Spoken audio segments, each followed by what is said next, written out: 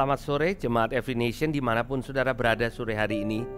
Dalam acara kita Sela, mari kita kembali punya waktu sebenar dengan Tuhan, menenangkan diri, menyembah Dia, serta kita mendengar kebenaran firman Tuhan. Mari kita berdoa.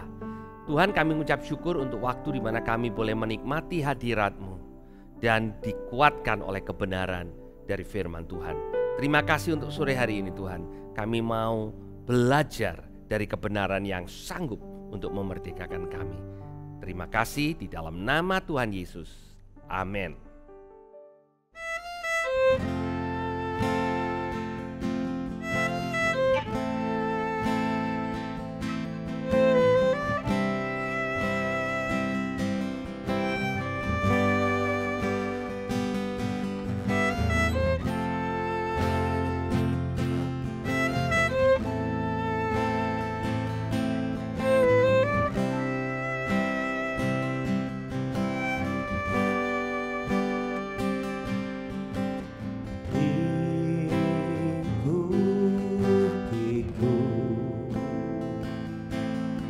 Dengan sayap-Mu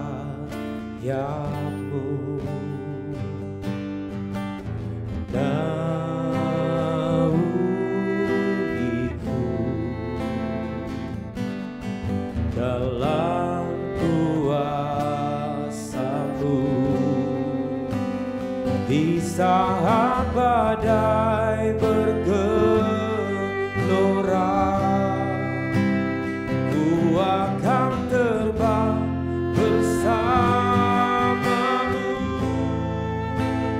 Bapa, Kau Raja atas semesta. Ku tenang sebab Kau Allahku.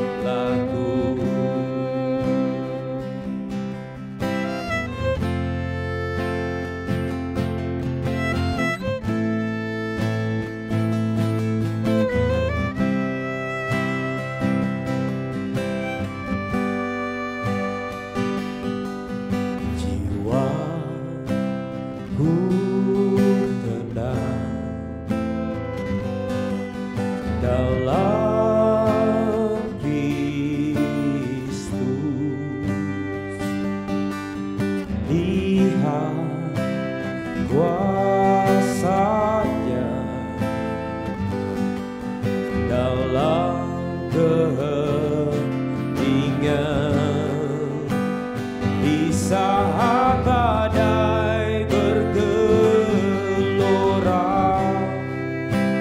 Ku akan terbang bersama-Mu, Bapa, Kau Raja atas semesta. Ku tenang sebab Kau Allahku. Di saat badai bergelora, ku akan terbang bersama-Mu,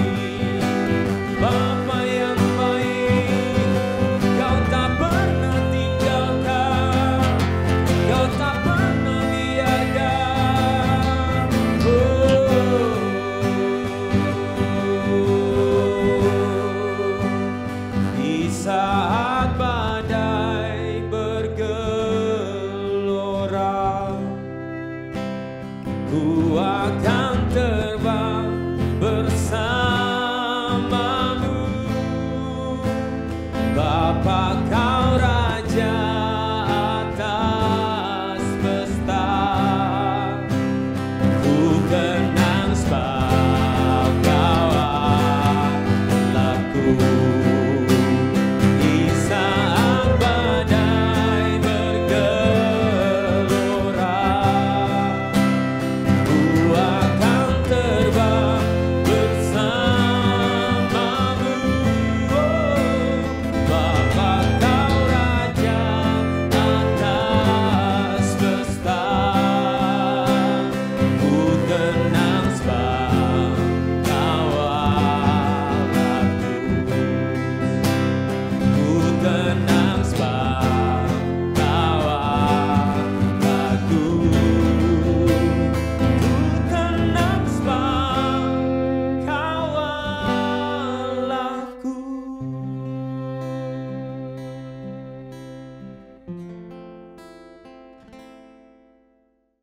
Saudara, di dalam hidup kita suka mendengar kisah tentang underdog yang berhasil. Orang yang lemah berhasil memenangkan pertarungan dengan orang yang kuat. Ya, yang nampaknya tidak berdaya tetapi akhirnya sanggup untuk mengalahkan kekuatan yang besar. Hari ini saya akan bicara tentang raksasa yang dikalahkan. Raksasa itu adalah raksasa intimidasi. Kalau saya bertanya kepada saudara, raksasa yang bernama siapa yang paling saudara kenal? Kalau saudara bertumbuh sebagai orang Kristen, maka ada satu nama yang tidak pernah saudara lupakan. Nama raksasa itu adalah Goliat. Ya, bahkan pertempuran atau pertandingan antara David dan Goliath, Daud dan Goliat itu menjadi judul buku, bukan hanya buku Kristen, tapi buku sekuler. Ya, Malcolm Gladwell, seorang penulis buku yang ternama, ya, bukan buku rohani, menuliskan tentang David dan Goliath, ya, dan dia bercerita bagaimana kita, David, bisa mengalahkan Goliath, bisa mengalahkan raksasa kita. Hari ini saya ingin mengajak saudara untuk melihat kembali kepada cerita ini, tetapi mungkin saudara belum melihat apa yang sesungguhnya terjadi di dalam peperangan atau pertempuran antara David dan Goliath, antara si kecil dengan si raksasa. Nah saudara, kalau saudara membaca dari 1 Samuel pasal 17, dimulai dengan pertempuran antara dua bangsa. Bukan dua orang saudara, antara bangsa Filistin dan bangsa Israel. Bangsa Israel pada waktu itu dipimpin oleh Raja Saul. Raja Saul ini dikenal sebagai raja yang punya postur yang jauh lebih besar dari kebanyakan orang Israel. Jadi Raja Saul ini pahlawannya Israel. Dan yang mewakili orang Filistin, ya, adalah seorang yang berperawakan sangat tinggi, hampir 3 meter saudara. Dan perawakannya ini membuat orang Israel begitu takut. Tetapi ada satu hal yang dilakukan oleh Goliat yang membuat seluruh bangsa itu gemetar. Ya, saya ingin mengajak saudara untuk membaca beberapa ayat. Di 1 Samuel pasal 17 mulai dari ayat yang ke-10. Dikatakan pula kata orang Filistin itu, aku menantang hari ini barisan Israel. Berikan kepadaku seorang supaya kami berperang seorang lawan seorang. Ketika Saul dan segenap orang Israel mendengar perkataan orang Filistin itu, maka cemaslah hati mereka dan sangat ketakutan. Perhatikan baik-baik, cemaslah hati mereka dan sangat ketakutan. Saudara, orang Filistin ini perawakannya memang menakutkan. Tetapi yang membuat orang Israel menjadi takut bukan karena orang Filistin ini sudah mengalahkan serdadu atau prajurit orang-orang Israel. Tidak ada orang Israel yang sudah sempat dia bunuh. Bahkan tidak ada satupun prajurit Saul yang sudah dilukai oleh Goliat. Ya, di ayat yang ke-16 ini kuncinya saudara, dan saya mau saudara fokus dengan hal ini. Dikatakan orang Filistin itu maju mendekat pada pagi hari dan pada petang hari. Demikian ia tampil ke depan 40 hari lamanya. Nah saudara, 40 hari 2 kali sehari yang dilakukan oleh Goliat bukan seluruh pasukan Filistin saudara, hanya Goliat seorang diri. Yang dia lakukan bukan berperang, bukan menunjukkan kehebatannya melempar lembing, bukan menunjukkan kehebatannya untuk melukai prajurit Israel. Yang dia lakukan hanya membuat bangsa Israel cemas, di mana dia setiap hari menantang bangsa Israel dan memperkatakan kata-kata yang mengintimidasi. Dan saudara, pada waktu pahlawan kita si Daud ini akhirnya datang ke medan pertempuran dan bertanya kepada saudara-saudaranya apakah mereka baik-baik saja, maka jawaban saudara-saudaranya mereka dalam keadaan baik secara jasmani. Mengapa? Mereka belum mengalami peperangan apa-apa saudara. Tetapi secara mental seluruh perkemahan itu mengalami ketakutan yang luar biasa, bukan karena melihat hebatnya orang Filistin, tetapi karena mendengar orasi yang dilakukan oleh Goliat 80 kali saudara. 40 kali 2 kali sehari, 40 hari 2 kali sehari. Pagi hari, pada waktu orang Israel bangun dan mengatur pasukannya, yang mereka dengar pertama sebelum perkara yang lain adalah intimidasi. Dan pada waktu mereka membubarkan barisan di petang hari, hal yang terakhir yang mereka dengar adalah intimidasi. Jadi saudara, prajurit-prajurit Israel bahkan kalau ditanya apa isi orasi daripada Goliat, mereka dengan fasih, mereka bisa mengutip, mereka bisa kembali mengatakan apa yang dikatakan oleh Goliat. Luar biasa intimidasinya. Dan itu yang membuat Saul dan seluruh Filistin ketakutan. Dan pada waktu Daud mengunjungi saudara-saudaranya, Daud merasa terheran-heran karena bangsa Israel ketakutan.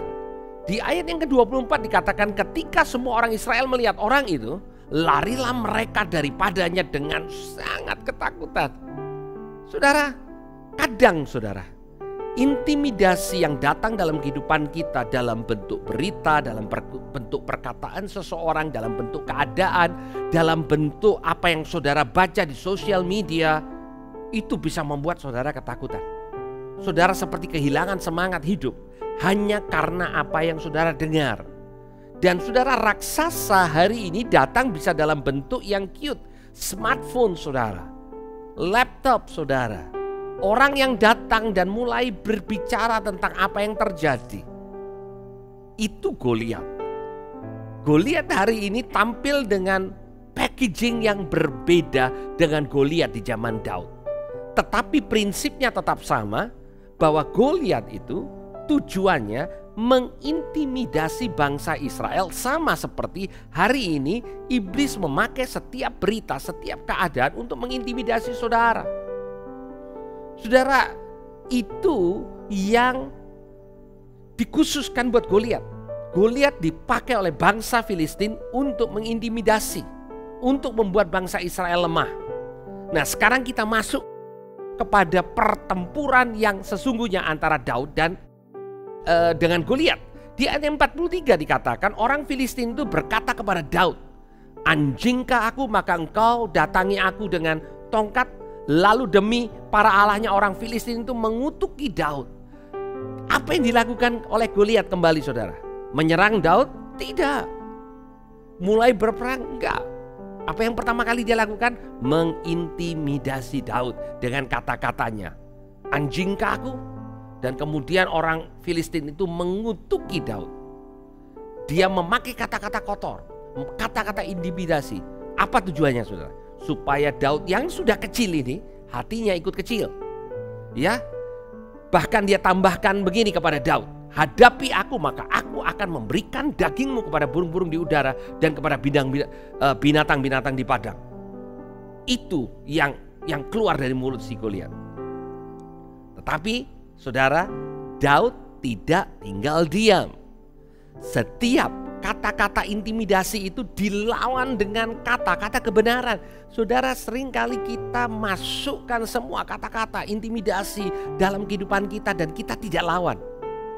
Dan apa yang Daud katakan kepada raksasa intimidasi ini? Dia memperkatakan ini, hari ini juga Tuhan akan menyerahkan engkau ke dalam tanganku, dan aku akan mengalahkan engkau, memenggal kepalamu dari tubuhmu.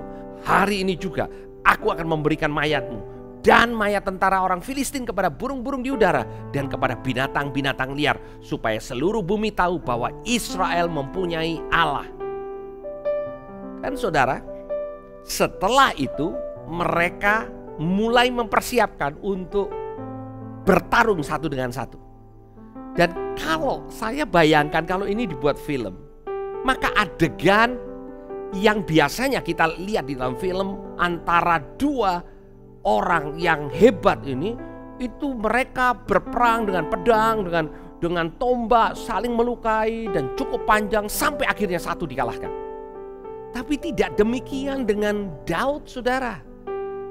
Saudara, sepertinya kalau kita melihat pertempurannya mungkin kurang dari 1 menit, dan langsung saudara dimenangkan oleh si kecil. Tidak ada pertempuran hebat. Daud langsung menggunakan alih-alihnya dan ditembakkan yang pertama. Goliat jatuh dan langsung dipenggal. Ya. Dan tanpa pedang, saudara, tanpa menunjukkan kehebatannya, Daud berhasil mengalahkan orang Filistin itu. Saudara, intimidasi bukan dikalahkan karena saudara hebat, tetapi karena saudara tahu siapa saudara. Dan Tuhan yang berjanji akan berperang buat saudara. Itu yang terjadi dengan Daud. Dan dengan satu kali lemparan saja, Goliat yang begitu besar langsung jatuh dan langsung dikalahkan oleh Daud. Dan yang luar biasa adalah ketika orang Filistin melihat bahwa pahlawan mereka mati, mereka jadi takut dan mereka lari, saudara. Dengan kata lain, Goliat dan orang Filistin tidak sehebat apa yang mereka katakan kepada bangsa Israel. Saudara, masalah saudara tidak sebesar intimidasi yang ditimbulkan oleh kuasa kegelapan untuk membuat saudara tawar hati. Setiap kita punya masalah. Saya tidak mengatakan bahwa masalah kita bukan masalah yang real, tetapi kebenarannya adalah Tuhan sudah menang. Dan Tuhan memberikan kemenangan kepada kita orang-orang percaya. Dan pelajaran yang kita bisa pelajari dari kisah Daud dan Goliat adalah, saudara, pada masa Saul orang yang secara fisik tangguh, besar. Tetapi Saul tidak pernah membangkitkan, menularkan keberaniannya kepada orang Israel. Dan pada zaman Saul tidak ada pembunuh raksasa. Daud kecil, tetapi di masa Daud mulai tumbuh pembunuh-pembunuh raksasa. Apakah Daud begitu fasih dalam artian berperang, dia hebat sehingga dia menularkan ilmunya, ilmu perang seperti master kungfu yang menurunkan kepada murid-muridnya? Sama sekali tidak. Tetapi orang melihat bahwa kalau Daud bisa membunuh raksasa, maka kami juga bisa. Kalau Tuhan bisa tolong Daud, Tuhan yang sama bisa tolong kami. Saudara, itulah kebenaran yang Tuhan mau kita sama-sama percaya dari firman Tuhan. Kuasa kegelapan selalu mengatakan engkau tidak bisa, engkau tidak mampu. Tetapi firman Tuhan mengatakan engkau akan mengalahkan setiap raksasa intimidasi yang berusaha untuk membuat engkau lemah. Di masa-masa seperti ini, mari kita bangkit gereja Tuhan menjadi Daud, mengalahkan intimidasi Goliat. Mari kita berdoa. Tuhan, kami mengucap syukur untuk kebenaran yang memerdekakan kami. Tuhan, kami sanggup mengalahkan raksasa intimidasi yang membombardir kami dengan kebenaran. Biar dari mulut kami keluar kebenaran, bukan ketakutan. Firman Tuhan dan bukan kata-kata media semata, bukan kata-kata ahli, tetapi kebenaran yang memerdekakan. Terima kasih Tuhan, di dalam nama Tuhan Yesus. Yang percaya katakan bersama, amin. Tuhan Yesus memberkati.